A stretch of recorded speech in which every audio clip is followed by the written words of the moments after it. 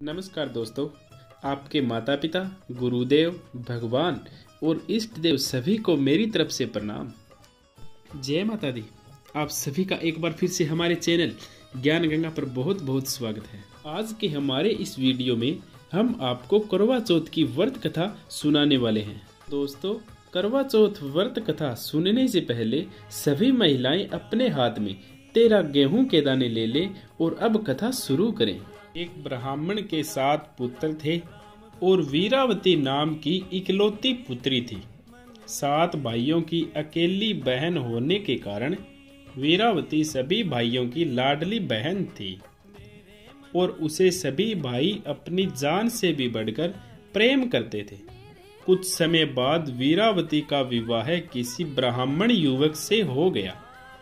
विवाह के बाद वीरावती मायके आई और फिर उसने अपनी भाभियों के साथ करवा चौथ का व्रत रखा, लेकिन शाम होते होते वह भूख से व्याकुल हो उठी।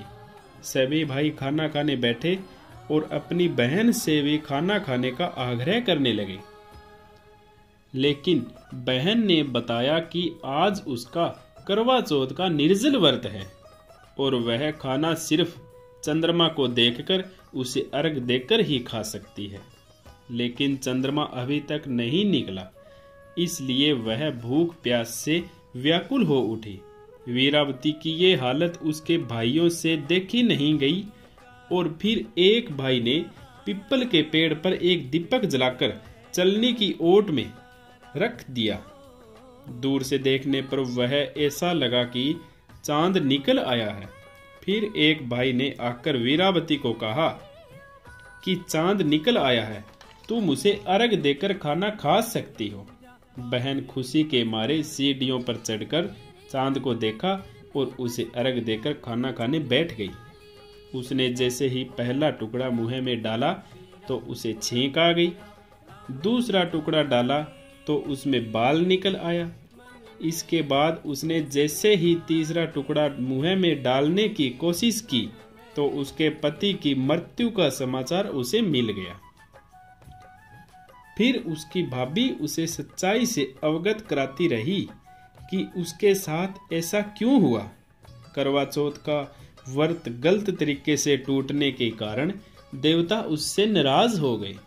एक बार इंद्रदेव की पत्नी इंद्राणी करवा चौथ के दिन धरती पर आई और वीरावती उनके पास गई और अपने पति की रक्षा के लिए प्रार्थना की। फिर देवी इंद्राणी ने वीरावती को पूरी श्रद्धा और विधि विधान से करवा चौथ का व्रत करने के लिए कहा। इस बार वीरावती पूरी श्रद्धा से व्रत रखा। उसकी श्रद्धा और भक्ति को देखकर भगवान प्रसन्न हो गए और उन्होंने वीरावती को सदा सुहागिन का आशीर्वाद देते हुए उसके पति को जीवित कर दिया। वह पूरी तरह स्वस्थ नहीं हुआ। वीरावती अपने महल में पहुंची तो देखा उसका पति बेहोश है और उसके सारे शरीर में सुइयां चुभी है। ऐसा देखते ही वीरावती अपने पति की सेवा में लग गई। उसने एक एक कर अपने पति के शरीर से सुइयां निकालना शुरू कर दिया। ऐसा करते करते 1 साल बीत गया और करवा चौथ का दिन आ गया। उस दिन राजा के शरीर में सिर्फ एक सुई बची थी। रानी वीरावती ने अपनी दासी से कहा कि मैं बाजार जाकर करवा ले आऊं, तब तक तू यहीं रहना और राजा के शरीर का ध्यान रखना। मैं वापस आकर ये आखिरी सुई निकालूंगी। ऐसा कहकर वीरावती चली गई और उसके जाते ही दासी से रहा नहीं गया और उसने वह आखिरी सुई निकाल दी। सुई निकालते ही राजा होश में आ गए और दासी को ही अपनी रानी समझ लिया। जब वीरावती वापस आई तो ये सब देखकर बहुत दुखी हुई, पर तब भी उसने करवा चौथ का व्रत पूरे विश्वास से किया और महल में दासी बनकर रहने लगी। एक दिन राजा किसी काम से दूसरे राज्य जा रहा था। राजा ने दासी बनी वीरावती से पूछा कि क्या कुछ मंगवाना है। वीरावती ने राजा से 2 एक जैसी गुड़िया लाने को कहा। राजा वीरावती के लिए 2 एक जैसी गुड़िया ले आए। उस दिन से वीरावती रोज गीत गाने लगी। रोली की मोली हो गई और गोली की रोली हो गई, अर्थात रानी की दासी बन गई और दासी की रानी बन गई। एक दिन राजा ने वीरावती से पूछा, इसका मतलब क्या है? तब उसने सारी कहानी सुना दी। सच जानकर राजा को बहुत पछतावा हुआ और उसने सम्मान से ही वीरावती को रानी बना ली। इसके बाद महिलाओं का करवा चौथ व्रत पर अटूट विश्वास होने लगा।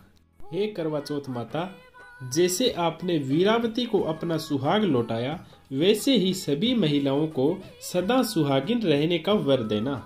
धन्यवाद दोस्तों। यह वीडियो आपको अच्छी लगी तो लाइक, शेयर एंड सब्सक्राइब करें व बेल आइकन के बटन को अवश्य दबाएं ताकि हमारी अगली वीडियो आपको आसानी से मिलती रहे।